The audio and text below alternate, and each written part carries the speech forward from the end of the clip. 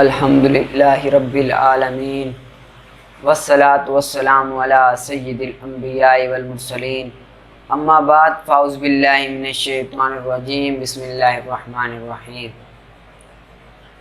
آگے چوتھی ہے والارشاد۔ والارشاد کہ جو امر ہے نا، امر یہ اپنے اصلی معنی سے دوسرے معنی کے لیے استعمال ہوتا ہے، تو یہاں پر امر ارشاد کے لیے بھی آتا ہے۔ کس کے لیے آتا ہے؟ ارشاد کے لیے بھی آتا ہے، رہنمائی کے لیے بھی آتا ہے۔ ٹھیک ہے۔ اذا تدیتم، اذا تدا،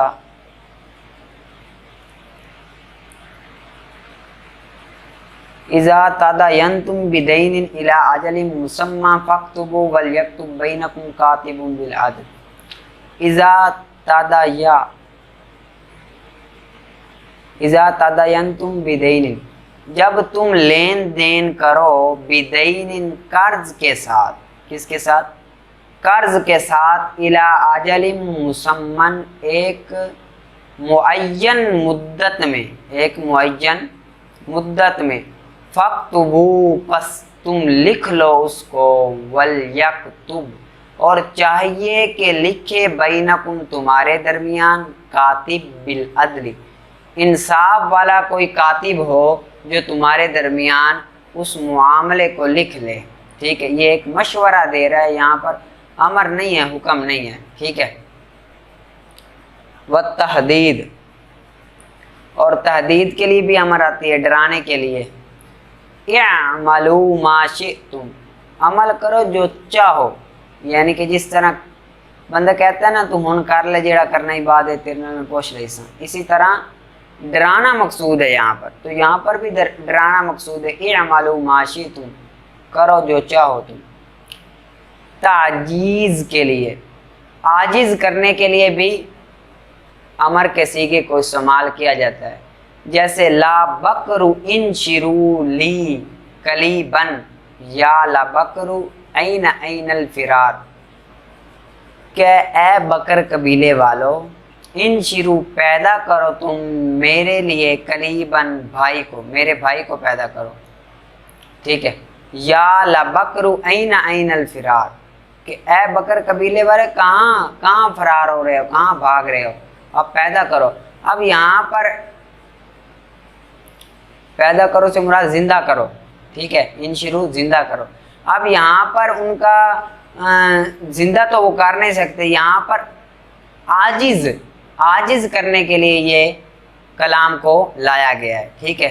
والاہانت، اور اہانت کے لیے بھی لایا جاتا ہے، بے عزتی کرنے کے لیے، جس طرح کہ کونوا حجارۃ او حدیدا،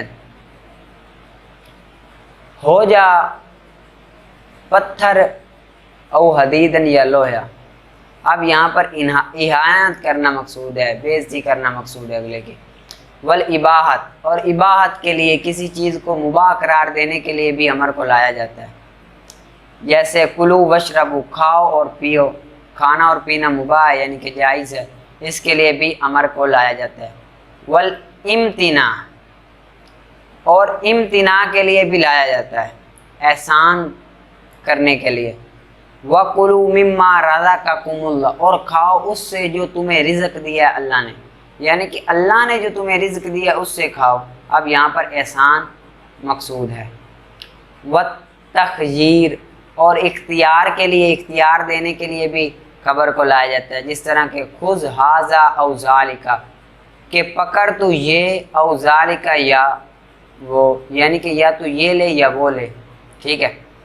تساوی کے لیے بھی لایا جاتا ہے، برابری کے طریقے پر، جس طرح کہ فَاصْبِرُوا أَوْ لَا تَصْبِرُوا، صبر کرو تم یا صبر تم نہ کرو، برابر ہے، صبر کرو یا تم صبر نہ کرو، برابر ہے۔ اب برابری کے طریقے پر لایا گیا۔ والاکرام، اور اکرام کے لیے، تعظیم کے لیے بھی لایا جاتا ہے۔ ٹھیک ہے۔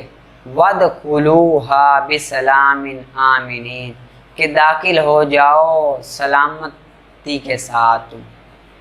ٹھیک ہے، داخل ہو جاؤ سلامتی سے، امن والے سلامتی کے ساتھ داخل ہو جاؤ۔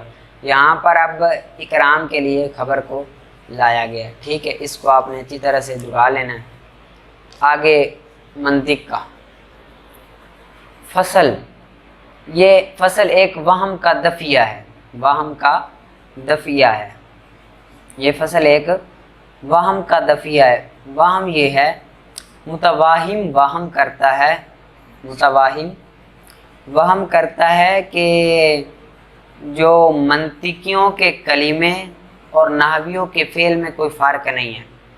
منطقیوں کے کلمے اور نحویوں کے فعل میں کوئی فرق نہیں ہے, یعنی کہ جو منطقیوں کا کلمہ ہے وہ نحویوں کا فعل ہے, اور جو نحویوں کا فعل ہے وہ منطقیوں کا کلمہ ہے, کوئی فرق نہیں ہے. ٹھیک ہے, آگے اے علم سے وہم کا دفعہ کر دیا, وہم کا دفعہ کر دیا. تو جان کے تحقیق گمان کیا ہے ان میں سے بعض نے کہ کلمہ اہل میزان کے نزدیک وہ ہے جس کا نام رکھا گیا ہے علم نحو میں فعل کے ساتھ, یعنی کہ جس کا نام علم نحو میں فعل کے ساتھ رکھا گیا ہے. منطقیوں کے نزدیک بھی, منطقیوں کے نزدیک وہی کلمہ ہے. وَلَيْسَ هَذَا الظَّنُّ بِالصَّوَابِ, اور نہیں ہے یہ ظن درست, اور یہ ظن جو ہے, یہ ان کا گمان جو ہے یہ درست نہیں ہے. یعنی کہ مطلب یہ ہے کہ ہر کلمہ منطقی فعل نحوی نہیں ہے. ہر کلمہ منطقی فعل نحوی تو ہے, ہر کلمہ منطقی فعل نحوی تو ہے, لیکن ہر فعل نحوی کلمہ منطقی نہیں ہے.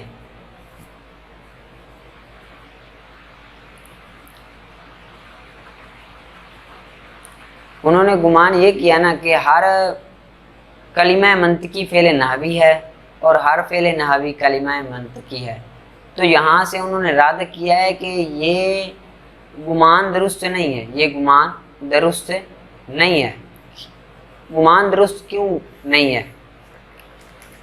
کہ بے شک فعل عام ہے کلمے سے, فعل جو ہے یہ کلمے سے عام ہے. کیا نہیں دیکھتے آپ کہ بے شک ادربو اور ندربو کی مثال, نہیں دیکھتے آپ ادربو اور ندربو کی مثال, اور اس کی مثالیں نحویوں کے نزدیک فعل ہیں. ان کی جو مثالیں ادربو اور ندربو یہ نحویوں کے نزدیک فعل ہیں, اور نہیں ہے کلمہ منطقیوں کے نزدیک. منطقیوں کے نزدیک یہ کلمہ نہیں ہے, لیکن نحویوں کے نزدیک یہ فعل ضرور ہے. کیوں کہ کلمہ مفرد کی اقسام میں سے ہے. کلمہ کس کی اقسام میں سے ہے؟ مفرد کی اقسام میں سے ہے. اور ادربو اور ندربو کی مثال کے طور پر نہیں ہے مفرد. ادربو اور ندربو کی طرح مثلا نہیں ہے مفرد, بلکہ یہ تو مرکب ہے. کیا ہے؟ مرکب ہے. کیوں؟ لفظ کی جز دلالت کر رہی ہے اس کے معنی کی جز پر. لفظ کی جز معنی کی جز پر دلالت کرے تو وہ تو مرکب ہوتا ہے, اور مفرد لفظ کی جز معنی کی جز پر دلالت نہ کرے. ٹھیک ہے, تو اس وجہ سے یہ فعل تو ہے لیکن کلمہ نہیں ہے. بس بے شک حمزہ دلالت کر رہا ہے متکلم پر, اور ضاد را با معنی حدثی پر دال ہے. جو حمزہ ہے نا, حمزہ, ٹھیک ہے نا, یہ متکلم پر دلالت کر رہا ہے, اور دال را با مارنا معنی حدثی مارنے پر دلالت کر رہے ہیں. ٹھیک ہے, اب لفظ کی جز معنی کی جز پر دلالت کر رہی ہے.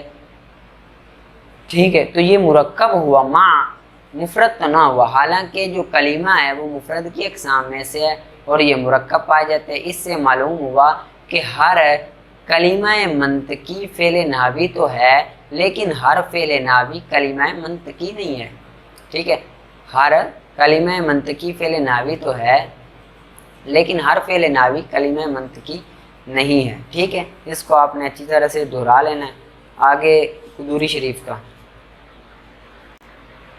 وَلَا يَجُوزُ الْبَيْعُ بِالْقَاءِ الْحِجْرِ, اور نہیں ہے جائز بے کرنا القاء حجر کی اور ملازمت کی اور منابذت کی. القاء حجر کہتے ہیں کہ دور کھڑا ہوا ہے بائے اور ایک ڈھیر پڑا ہے مبیہ کا, علیحدہ علیحدہ مبیہ ہیں, تو بائے ایک پتھر پھینکتا ہے اور اس بات پر بیع طے ہوتی ہے کہ جس پر پتھر لگے گا, جس مبیہ پر پتھر لگے گا وہ میں تجھ کو بیچ دوں گا, اس کی بیع ہو گئی. تو یہ بیع کرنا ناجائز ہے. اور ملازمت کی, چھونے کی بیع بھی, یعنی کہ ایسے جاتا ہے کہتا ہے کہ جس کو چھو لیا اس کی بے، تو یہ بھی جائز، اور اندازے کی بے یہ بھی کیا ہے، جائز نہیں ہے۔ اور نہیں ہے جائز دو کپڑوں میں سے ایک کپڑے کی بے کرنا، یہ بھی جائز نہیں ہے۔ یعنی کہ دو کپڑے پڑے ہوئے ہیں، اب بائع کہتا ہے کہ ان دونوں کپڑوں میں سے ایک کی بے جائز ہے، ایک کی بے جائز نہیں ہے، اور یہ بتاتا بھی نہیں ہے کون سے کپڑے کی جائز ہے، بتاتا بھی نہیں ہے، اور یہ بھی کہتا ہے دو کپڑوں میں سے ایک کی جائز ہے، ٹھیک ہے، تو یہ بے بھی ناجائز ہے۔ اور جس نے بیچا غلام کو علی ان یا، اس شرط پر یہ کہ اس کو آزاد کرے گا مشتری، یا اس کو مدبر بنائے گا، یا اس کو کاتب بنائے گا، یا بے کی لونڈی کی اس شرط پر کہ اس کو ام ولد بنائے گا، پس بے فاسد ہے، پس بے کیا ہے، فاسد ہے۔ اب ادھر بے فاسد پتہ ہے کہ اس وجہ سے ہو رہی ہے، یعنی کہ جس چیز میں مبیہ کا فائدہ ہو وہ بے فاسد ہوتی ہے، جس چیز میں مبیہ کا فائدہ ہو وہ بے کیا ہوتی ہے، فاسد ہوتی ہے۔ تو یہ جو غلام ہے اس میں اس کا فائدہ ہے، بائع اور مشتری کا تو اس میں کوئی فائدہ نہیں ہے نا، اس میں کس کا فائدہ ہے، اس میں مبیہ کا فائدہ ہے، غلام کا فائدہ ہے کہ اگر مشتری نے خریدا وہ آزاد ہے، ٹھیک ہے، تو یہ بے کیا ہے، فاسد ہے۔ یا پھر لونڈی خریدی کہ اس کو ام ولد بنائے گا تو وہ بھی بے کیا ہے، فاسد ہے۔ اور اسی وجہ سے، اور اسی طرح اگر بے کی غلام کی اس شرط پر کہ اس کی خدمت کرے گا وہ بائع کی 1 مہینہ، شہرن 1 مہینہ، یا گھر بیچا اس شرط پر کہ وہ ٹھہرے گا بائع مدت معلوم، ایک مدت معلوم بائع اس میں کیا کرے گا، ٹھہرے گا، ٹھیک ہے، ایک مدت معلوم بائع اس میں ٹھہرے گا، تو اس میں بھی اس کا فائدہ ہے۔ اب جو اس میں بائع کا فائدہ ہے، اور جس میں بائع کا فائدہ ہو اس چیز میں بیچنے کے بعد بھی بائع کا فائدہ ہو رہا ہے تو وہ چیز بھی جائز نہیں ہوتی، ٹھیک ہے نا، اسی وجہ سے یہاں پر وہ چیز بھی جائز نہیں۔ او علی ان یقرضہ المشتری، یا اس شرط پر یہ کہ قرض دے گا مشتری 1 درہم بائع کو، یا اس شرط پر یہ کہ تحفہ دے گا اس کے لیے، یعنی کہ غلام اب میں نے خریدا، اب میں خرید کر واپس اس کو تحفہ دے دیتا ہوں یا قرض دے دیتا ہوں 1 درہم، تو اس شرط کے ساتھ، شرط فاسدہ ہیں یہ، اس شرط کے ساتھ اگر کسی نے کوئی چیز بیچی تو پھر اس کی بے جائز نہیں ہوتی، بے فاسد ہو جاتی ہے، ٹھیک ہے۔ اور جس نے بے کی عین کی، ٹھیک ہے، جس نے بے کی کسی چیز کی اس شرط پر کہ نہیں اس کو سپرد کرے گا مہینے کے آخر تک، مہینے کے شروع تک، یعنی کہ کسی نے نا کسی چیز کا عین خریدا، شے خریدی ہے، اب بائع نے شرط لگا دی کہ یہ تب تک میرے پاس رہے گی جب تک 1 مہینہ نہیں گزر جاتا، یعنی کہ 1 مہینے کے بعد میں تجھے دوں گا، اس سے پہلے میری، تو یہ بائع بھی کیا ہے، ناجائز ہے، بے فاسد ہے، ٹھیک ہے، اس کو آپ نے اچھی طرح سے کر لینا ہے۔ آگے ہے اصول شاشی، وَقُلْنَا كَذَلِكَ فِي قَوْلِهِ تَعَالَى، اور ہمارا قول اسی طرح رب تعالیٰ کے قول میں وَلَا تَأْكُلُوا مِمَّا لَمْ يُذْكَرِ اسْمُ اللَّهِ عَلَيْهِ، اور نہ کھاؤ اس سے جس میں نہ ذکر کیا ہو، جس پر بسم اللہ تعالیٰ کا نام ذکر نہ کیا ہو، نہ کھاؤ اس چیز کو جس پر اللہ تعالیٰ کا نام ذکر نہ کیا ہو۔ یہاں پر اختلاف ہے، جانور کا ذبح کرنے میں بسم اللہ کے جان بوجھ کر نہ پڑھنے اور بھول کر چھوڑ دینے میں اختلاف ہے۔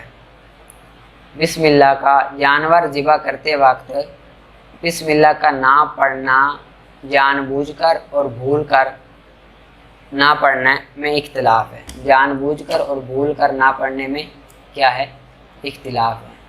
بسم اللہ کا جانور ذبح کرتے وقت بھول جانا جان بوجھ کر یا بھول کر نہ پڑھی تو اس میں اختلاف ہے امام شافعی، امام اعظم اور امام مالک کا، امام شافعی، امام اعظم اور امام مالک کا، ٹھیک ہے۔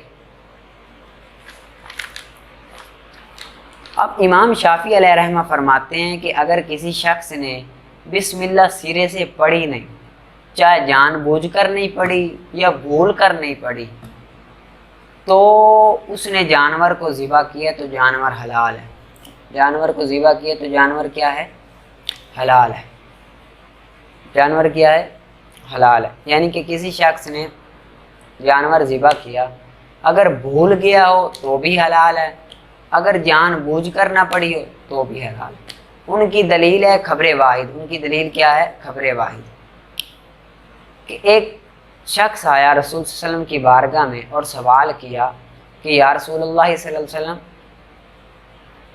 کہ بسم اللہ کو جان بوجھ کر ترک کر دیا، جانور ذبح کرتے وقت بسم اللہ کو جان بوجھ کر ترک کر دیا، تو کیا اس کا کھانا جائز ہے کہ ناجائز ہے؟ تو رسول صلی اللہ علیہ وآلہ وسلم نے ارشاد فرمایا کلوا فإن تسمیۃ اللہ تعالی فی قلب کل امر مسلم، کہ کھاؤ تم اس کو کہ بے شک اللہ تعالیٰ کا نام ہر مسلمان کے دل میں ہوتا ہے، ہر مسلمان کے دل میں ہوتا ہے۔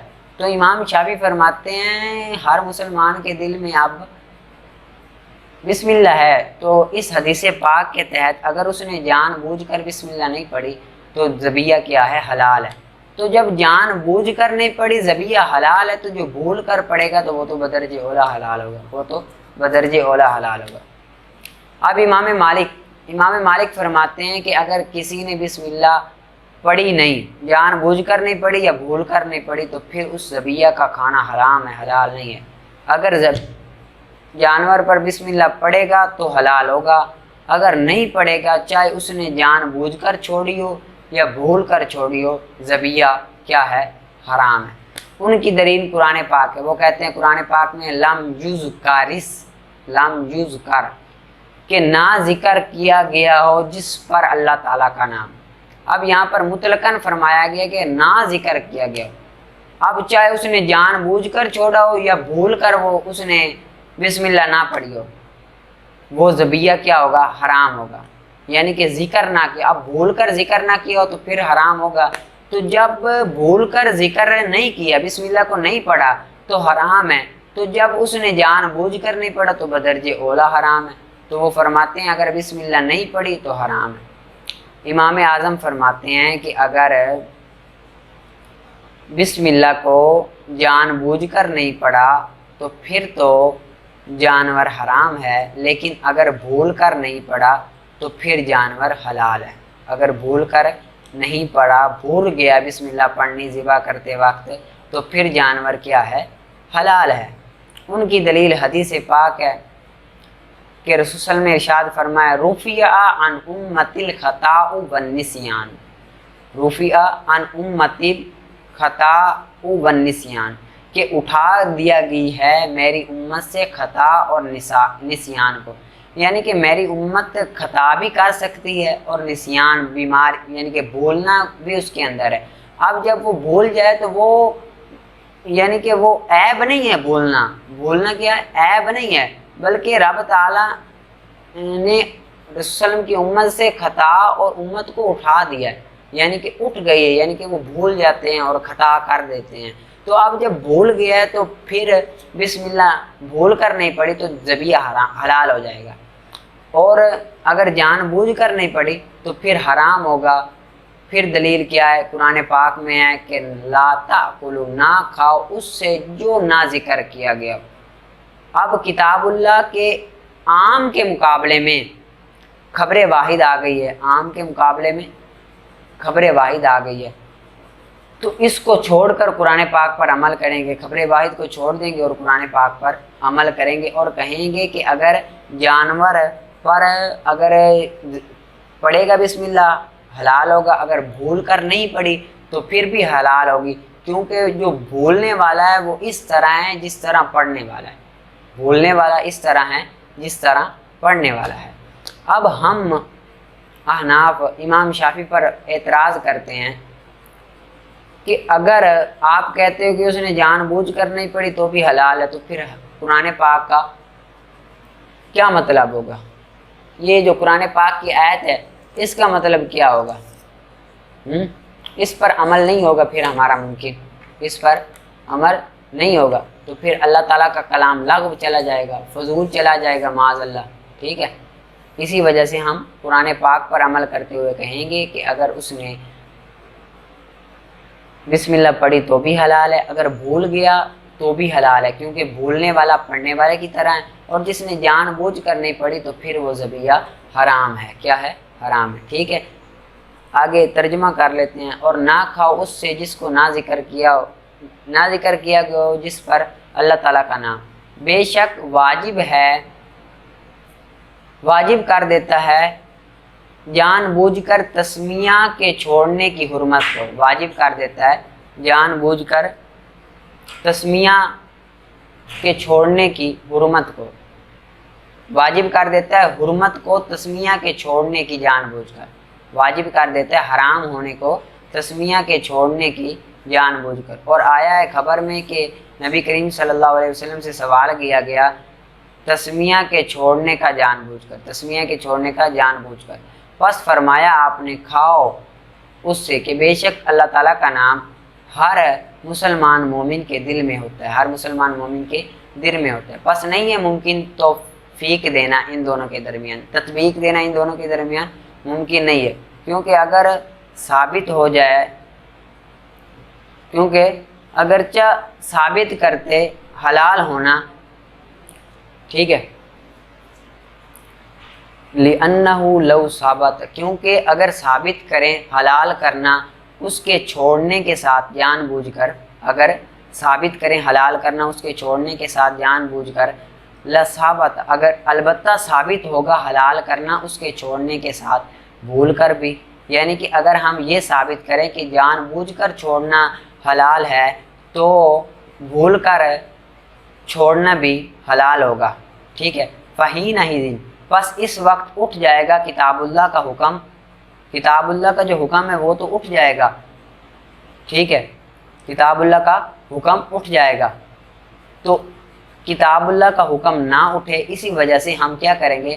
فَيَتْرُكُ، پس ترک کر دیں گے خبر کو، خبر پر عمل کرنا ترک کر دیں گے اور کتاب اللہ پر ہم عمل کریں گے، ٹھیک ہے۔ اس کو آپ نے اچھی طرح سے دہرانا ہے اور آپس میں تکرار ضروری کرنا ہے، اگر تکرار نہ کرو گے تو آپ کو سمجھ نہیں آئے گی، اور صحیح طرح اچھی طرح سے آپ نے ایک دوسرے کے ساتھ تکرار کرنا ہے، ٹھیک ہے۔ اب کافیہ کا الکلام ما تضمن کلمتین بالاسناد، کلام وہ اسم ہے جو ضمن میں لیے ہوئے ہو دو کلمے کو بالاسناد، اسناد کے ساتھ، بالاسناد، اسناد کے ساتھ، ولا یاتی ذالک، اور نہ حاصل ہو یہ، یعنی کہ جو کلام دو ضمن میں لیے ہو اسناد کے ساتھ یہ حاصل نہ ہو مگر فی الاسمین، دو اسموں میں، او اسم او فعل، یا ایک اسم اور فعل میں، یعنی کہ جو دو کلمے کو اسناد کے ساتھ لیے ہوئے ہو وہ دو اسم ہو یا ایک اسم اور ایک فعل ہو تو پھر وہ کلام ہوگا، ورنہ کلام نہیں ہوگا، ورنہ کلام حاصل نہیں ہوگا۔ اگر دو اسم نہ ہو تو بھی کلام نہیں حاصل ہوگا، اگر ایک اسم اور ایک فعل نہ ہو تو بھی کلام حاصل نہیں ہوگا، ٹھیک ہے۔ اب یہ کلام کی اصطلاحی تعریف ہے، کلام کی اصطلاحی تعریف ہے۔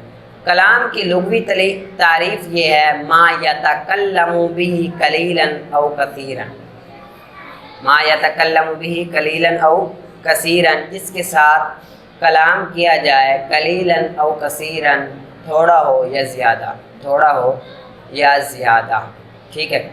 اب الکلام ما تضمن کلمتین بالاسناد، یہ تعریف ہے۔ اب کوئی بھی تعریف ہو اس میں چار چیزیں ہوتی ہیں، بنیادی طور پر اس میں کتنی چیزیں ہوتی ہیں؟ چار چیزیں ہوتی ہیں۔ نمبر ایک معرف، نمبر ایک معرف، نمبر دو تعریف، نمبر دو تعریف، نمبر تین جنس، نمبر تین کیا ہے؟ جنس، نمبر چار فصل، چار کیا ہے؟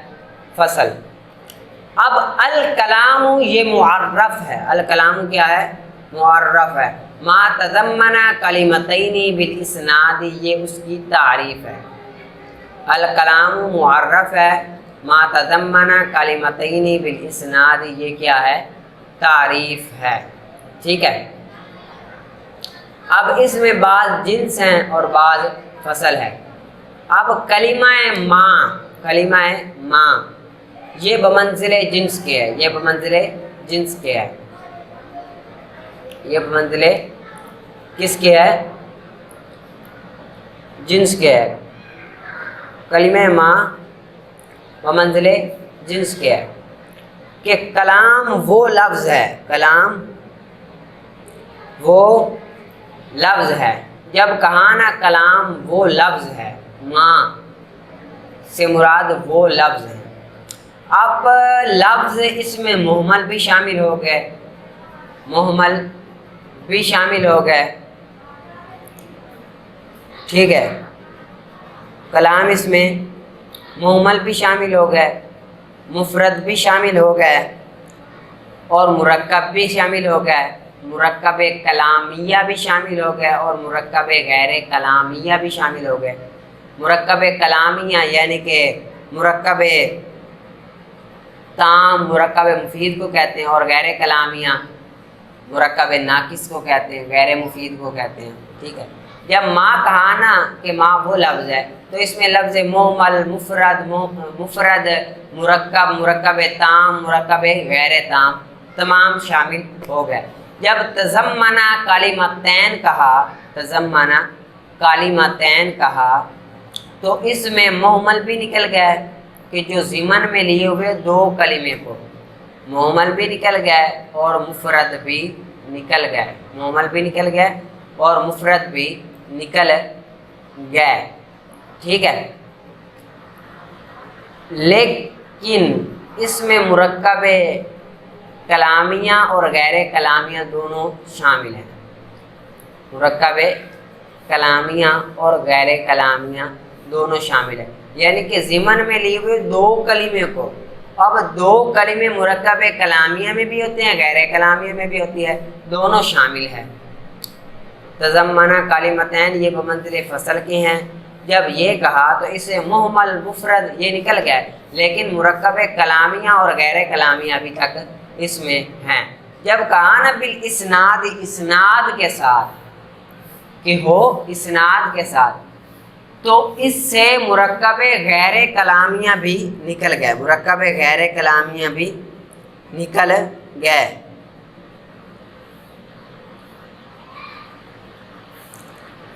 ٹھیک ہے۔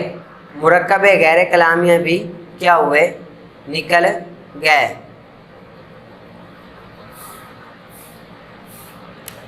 کیونکہ اسناد کہتے ہی اسے ہیں جس میں دو کلمے کو ملایا گیا ہو، اور دو کلمے کو ملایا گیا ہو اور وہ مخاطب کو فائدہ بھی دے، اور وہ مخاطب کو فائدہ بھی دے۔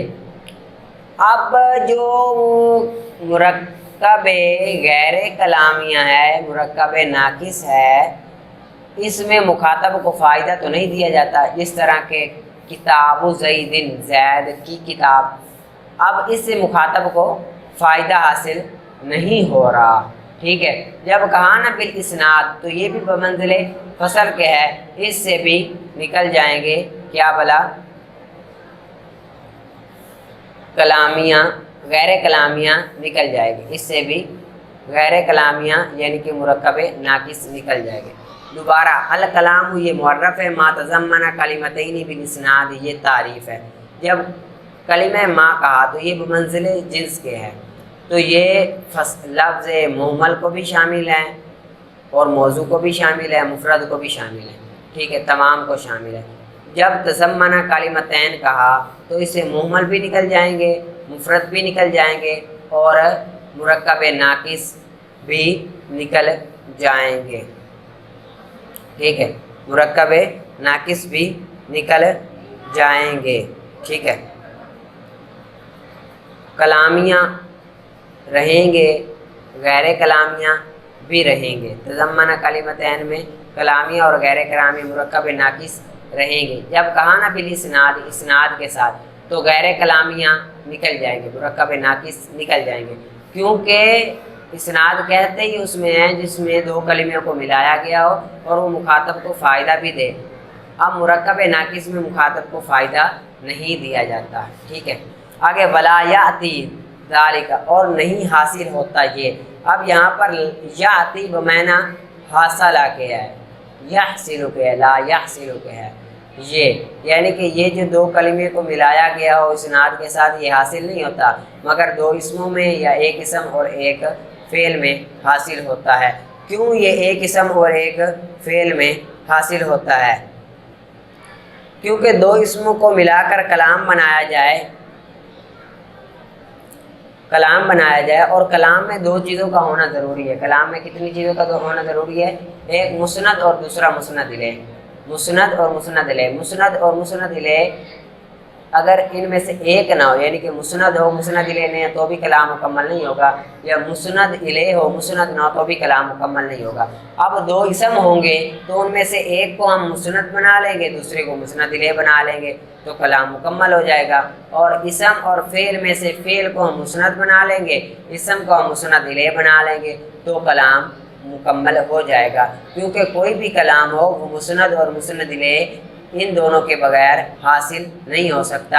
اسی لیے مصنف علیہ الرحمہ نے کہا کہ دو اسم یا ایک اسم اور ایک فعل کا ہونا ضروری ہے تو ہی کلام حاصل ہوگا، ٹھیک ہے۔ اچھی طرح سے یاد کرنا ہے اور دہرانا۔